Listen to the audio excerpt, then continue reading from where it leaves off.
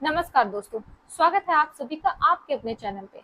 दोस्तों आज हम 2025 के लिए 3 ऐसे बेस्ट म्यूचुअल फंड के बारे में बताने जा रहे हैं, जहां पर एक छोटी इन्वेस्टमेंट से आप अपने लिए एक बड़ा कॉर्पस बना सकते हैं। आज की वीडियो में हम आपकी रिस्क क्षमता को देखते हुए अलग-अलग रिस्क वाइज, कैटेगरी वाइज और return wise top 3 mutual fund के बारे में बात करेंगे, जहां पर आप अगर 1000 रुपए महीने की एसआईपी करते हैं तो अगले 4 सालों में अगर आपने फर्स्ट ऑप्शन को फॉलो किया तो आप 72,000 रुपए का बड़ा कॉर्पस बना सकते हैं। वहीं पे यदि आपने सेकंड ऑप्शन फॉलो किया तो आप 81,936 रुपए का कॉर्पस बनाएंगे और यदि आपने थर्ड ऑप्शन को फॉलो किया तो आप 63,40,869 रुपए का एक बड़ा कॉर्पस बना सकते हैं। तो चलिए जानते हैं कौन से है वो म्यूचुअल फंड। दोस्तों म्यूचुअल फंड में निवेश करने का सबसे बड़ा बेनिफिट ये होता है कि यहाँ पे रिस्क को मेंटेन करते हुए कंपाउंडिंग का पावर देखने को मिलता है। इसीलिए आज की वीडियो में हम आपको बेस्ट 3 ऐसे म्यूचुअल फंड के बारे में बताएंगे जहां पर आपको हाई अल्फा भी देखने को मिल जाएगा। तो चलिए शुरू करते हैं। दोस्तों वीडियो में आगे बढ़ने से पहले सबसे पहले हम म्यूचुअल फंड्स के बारे में समझते हैं। देखिए म्यूचुअल फंड दो तरीके के होते हैं, एक एक्टिव म्यूचुअल फंड और एक होता है पैसिव म्यूचुअल फंड। अब एक्टिव म्यूचुअल फंड क्या होता है? एक्टिव म्यूचुअल फंड में जो भी फंड का डिसीजन होता है या स्टॉक सिलेक्शन होता है वो फंड मैनेजर के थ्रू होता है। इसी वजह से इसका एक्सपेंस रेशियो ज्यादा होता है, साथ ही साथ रिस्क भी काफी होता है।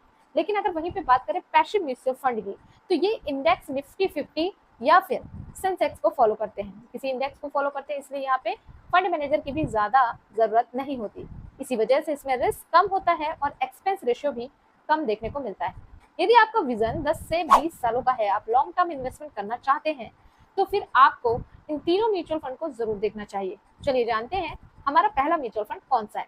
तो म्यूचुअल फंड की इस कैटेगरी में हमने चूज किया है मिड कैप फंड को। मिड कैप फंड जिनका market cap, mid cap fund के अंतर्गत वो कंपनीज आती हैं जिनका मार्केट का 5,000 करोड़ से लेके 20,000 करोड़ तक का होता है।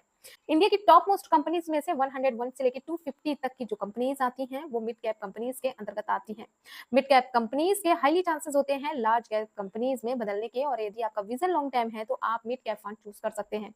दोस्तों हमने यहाँ पे मिड कैप फंड एक पैसिव इंडेक्स फंड को रखा है। उसका कारण ये है कि पिछले 10 साल का रिकॉर्ड आप चेक करेंगे तो एक्टिव जो फंड्स हैं उन्होंने अपने बेंचमार्क्स को भी बीट नहीं किया हुआ है। इसलिए हमने यहाँ पे पैसिव म्यूचुअल फंड को चुना है जिन्होंने अपने एटलीस्ट बेंचमार्क के बराबर ही रिटर्न बना के दिया है। तो उस लिस्ट में हमने चुना है Motilal Oswal Nifty mid cap 150 index fund. यह एक पैसिव इंडेक्स फंड है जिसकी लॉन्चिंग डेट 2019 है। अगर इसका लेटेस्ट एयूएम देखें तो 2311.95 करोड़ रुपए का एयूएम साइज है। अगर इस म्यूचुअल फंड के डायरेक्ट प्लान का एक्सपेंस रेशियो देखें तो एक्सपेंस रेशियो 0.26% है। चूंकि ये सिर्फ म्यूचुअल फंड है सो यहाँ पे एक्सपेंस रेशियो और रिस्क आपको कम देखने को मिलेगा। अब इस फंड को हमने क्यों चुना? दोस्तों जैसे कि एक पैसिव म्यूचुअल फंड है सो यहाँ पे एक्सपेंस रेशियो ना के बराबर है। दूसरा म्यूचुअल फंड में इंडेक्स के हिसाब से स्टॉक्स होते हैं सो यहाँ पे मैनेजर की भी जरूरत नहीं रहता, सो यहाँ पे रिस्क भी कम आपको देखने को मिलेगा। अब इसके पास परफॉर्मेंस की बात करें, लास्ट 3 ईयर में इस म्यूचुअल फंड ने 29.88% का रिटर्न बना के दिया है। वहीं पे लास्ट 5 ईयर में इस म्यूचुअल फंड ने 30.76% का रिटर्न बना के दिया है। ऑल टाइम पे बात करें तो 26.45% का शानदार रिटर्न बनाकर दिया हुआ है। तो दूसरे म्यूचुअल फंड में हमने रखा है एक फ्लेक्सी कैप कैटेगरी के म्यूचुअल फंड के। म्यूचुअल फंड में फ्लेक्सी कैप कैटेगरी एक बहुत ही अच्छी कैटेगरी मानी जाती है क्योंकि यहाँ पे फंड मैनेजर को अपने स्टॉक के सिलेक्शन के लिए कोई भी रिस्ट्रिक्शन नहीं होता है। पराग पारिक कैप फंड में हमने चूज किया है Parag Parikh flexi cap fund क्योंकि अगले 10 से 20 सालों में ये बेस्ट म्यूचुअल फंड हो सकता है। वैसे तो है ये फ्लेक्सी कैप फंड लेकिन ये अपना mostly investment large cap stocks में करता है। Parag Parikh flexi cap mutual fund का अगर हम लेटेस्ट एयूएम देखें तो इस म्यूचुअल फंड का एयूएम है 1,03,867 करोड़ रुपए। अगर पराग पारिक फ्लेक्सी कैप के बेसिक्स को देखें तो ये फंड 2013 में लॉन्च हुआ था और ये अपने बेंचमार्क के रूप में निफ्टी 500 टीआरआई को फॉलो करता है। अगर इसके डायरेक्ट ग्रोथ के एक्सपेंस रेशियो की बात करें तो वो महज 0.63% का है। अब आपके दिमाग में सवाल जरूर आ रहा होगा कि आखिरकार हमने पराग पारिक फ्लेक्सी कैप फंड को चुना ही क्यों? दोस्तों ये mutual fund high alpha generative fund है और इसने पिछले 5 सालों में अपने कैटेगरी एवरेज से भी अच्छा रिटर्न बनाकर दिया हुआ है। अगर कैटेगरी एवरेज की रिटर्न की बात करें तो कैटेगरी एवरेज ने एक साल में 3.9% का रिटर्न बना के दिया है, तो वहीं इस म्यूचुअल फंड ने 12.5% का रिटर्न बना के दिया है। लास्ट 3 ईयर में अगर देखें तो 21.0% का रिटर्न बना के लिया है, लेकिन यहाँ पे लास्ट 3 ईयर में 25.3% का रिटर्न आपको देखने को मिलेगा। वहीं 5 साल के रिटर्न वैल्यू की बात करें तो कैटेगरी एवरेज ने 21.6% का रिटर्न दिया है और वहीं पे फंड ने 26.8% का रिटर्न दिया हुआ है। ऑल टाइम की बात करें तो 20.1% का शानदार रिटर्न है। अब कि ये म्यूचुअल फंड जो है ना, वो लार्ज कैप कंपनी में मोस्टली निवेश करता है, सो इससे इसका रिस्क कम हो जाता है और रिवॉर्ड ज्यादा मिलने के चांसेस है। दूसरा, इंडियन स्टॉक्स के साथ साथ यूएस मार्केट की कंपनीज का भी एक्सपोजर देता है। साथ ही साथ high alpha generative mutual fund है एंड लोएस्ट वॉलेटिलिटी फंड है फ्लैक्सी कैप कैटेगरी का, मतलब यहाँ पे आपको वॉलेटाइल देखने को कम मिलेगा, जैसा कि आप देख भी पा रहे हो 0.61% का। साथ ही साथ इस फंड में आपको काफी अच्छी फंड मैनेजर की स्टेबिलिटी भी देखने को मिल जाएगी। फ्लैक्सी कैप फंड पारंपरिक म्यूचुअल फंड में बहुत ही कम स्कीम को रन किया गया है और बेस्ट पार्ट ये है कि पारंपरिक का जो फ्लैक्सी कैप फंड है उसमें सबसे ज्यादा आपको फंड साइज देखने को मिल जाएगा। तो ये अपने आप में एक बहुत ही शानदार म्यूचुअल फंड। पारंपरिक फ्लेक्सी कैप के होल्डिंग्स की बात करें तो इसने 215 की होल्डिंग ले रखी है, जैसा कि आप यहाँ पे देख पा रहे होंगे। चलिए अब हम मूव करते हैं अपने तीसरे म्यूचुअल फंड की। तो तीसरे म्यूचुअल फंड के रूप में हमने ना तो एक्टिव स्मॉल कैप फंड रखा है, ना ही एक्टिव लार्ज कैप फंड रखा है, क्योंकि अगले 10 से 20 सालों में best small cap fund choose करना बहुत ही डिफिकल्ट वर्क है और इसी तरीके से large cap active large cap funds में भी है। इसलिए हमने यहाँ पे एक इंडेक्स फंड को रखा है जो कि मोस्टली लार्ज कैप में ही निवेश करता है। दोस्तों यहाँ पे हमने ICICI prudential Nifty next 50 index fund को रखा हुआ है, जो कि निफ्टी नेक्स्ट 50 के इंडेक्स को फॉलो करता है।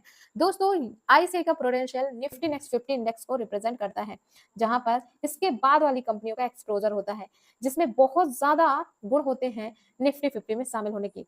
निफ्टी 50 के बाद निफ्टी 51 से जो कंपनीज होती हैं उनमें बहुत अच्छे स्टॉक्स हैं और बहुत ही अच्छे रिवॉर्ड भी प्रोवाइड करते हैं और हाईली चांसेस होते हैं उन स्टॉक्स के निफ्टी 50 में शामिल होने के। सो इसीलिए हमने यहाँ पे एक इंडेक्स फंड को चूज किया है, जो कि अलग से दिमाग नहीं लगाता बल्कि वो इंडेक्स को फॉलो करता है, जिससे यहाँ पे रिस्क कम हो जाता है और रिवॉर्ड मिलने के चांसेस ज्यादा रहते हैं।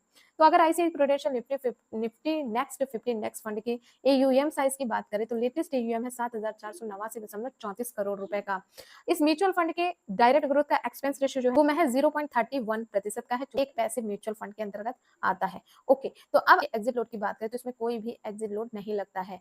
इसके पास्ट परफॉर्मेंस की बात करें कि इसने अपने बेंचमार्क से कितना ज्यादा अच्छा रिटर्न बना के दिया है, तो आप यहाँ पे म्यूचुअल फंड के रिटर्न्स और कैटेगरी एवरेज के रिटर्न्स की तुलना भी कर सकते हैं। जैसे अगर मैं बात करूँ लास्ट 3 ईयर्स में, तो म्यूचुअल फंड ने बना के दिया है 22.9% का रिटर्न, लेकिन कैटेगरी एवरेज का रिटर्न 19.6% का ही है। वहीं पे 5 सालों में रिटर्न वैल्यू बनी हुई है 21.5% और कैटेगरी एवरेज की बनी है 21.0%। तो जैसे कि मैंने स्टार्टिंग में ही बताया था कि मैं यहाँ पे आपको ऐसे फंड बता रही हूँ जिन्होंने लगभग अपने बेंचमार्क्स के लगभग ही रिटर्न बनाकर दिया हुआ है। दोस्तों आज हमने यहाँ पे आपको 3 तरीके के म्यूचुअल फंड बताए, जिनमें मैंने अलग अलग कैटेगरी के अलग अलग म्यूचुअल फंड शो किए। हम आपको इस वीडियो के माध्यम से इन म्यूचुअल फंड में निवेश करने के लिए नहीं बोल रहे हैं, हम ये वीडियो सिर्फ आपके लिए एजुकेशनल पर्पज से बना रहे हैं, जिससे आपको पता हो सके कि मिड हो, लार्ज कैप हो या फिर स्मॉल कैप हो, कुछ ऐसे म्यूचुअल फंड है जो आपको लगातार बेहतर रिटर्न बनाकर देते हैं। तो आप चाहें तो म्यूचुअल फंड को अपने पोर्टफोलियो में शामिल कर सकते हैं, लेकिन मैं आपसे यही कहूंगी म्यूचुअल फंड बाजार के जोखिमों के अधीन होता है, तो किसी भी म्यूचुअल फंड में निवेश करने से पहले खुद की रिसर्च जरूर करें और हो सके तो फाइनेंशियल एडवाइजर से सलाह भी लें। आज की वीडियो में इतना ही दोस्तों, मिलते हैं अगली वीडियो में एक नई जानकारी के साथ। Thank you.